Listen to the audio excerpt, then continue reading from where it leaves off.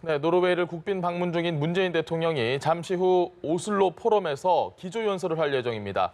자, 현지 취재기자 연결해서 자세한 내용 알아보도록 하겠습니다. 이재동 기자.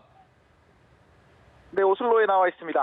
문재인 대통령은 한국 시간으로 오늘 새벽 핀란드 국빈 방문 일정을 마치고 노르웨이에 도착했습니다.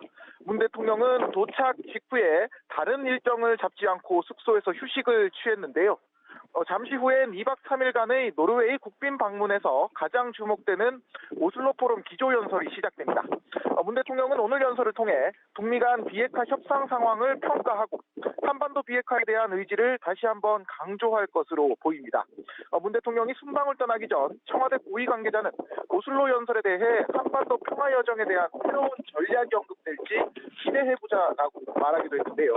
2년 전 독일 케르보 재단 연설에서 김정은 위원장과 만날 용의가 있다는 사실을 밝히면서 남북 관계의 대치 국면을 전환한 것처럼 오슬로에서 새로운 구상을 밝힐 수 있다는 얘기입니다. 특히 오늘은 북미 정상회담 1주년입니다. 문 대통령이 교착 상태인 북미 간 비핵화 협상에 돌파구를 마련할 구상을 자연스럽게 공개할 것이란 전망도 제기됩니다.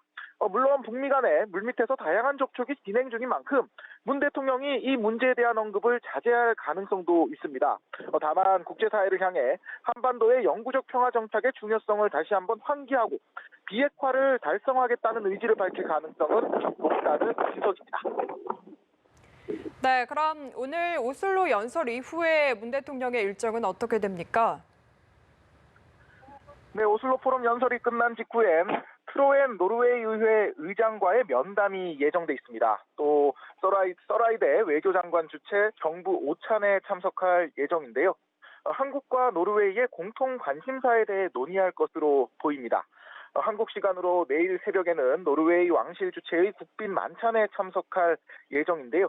이 자리에선 문 대통령을 국빈으로 초청한 하랄 5세 국왕 등 왕실 인사들과 수교 60주년을 맞은 양국 관계에 대해 환담할 예정입니다. 문 대통령은 내일은 에르나 솔베르그 총리와 정상회담을 할 예정인데요. 수소에너지 강국 노르웨이와 청정에너지 분야에서의 협력을 강화할 예정입니다.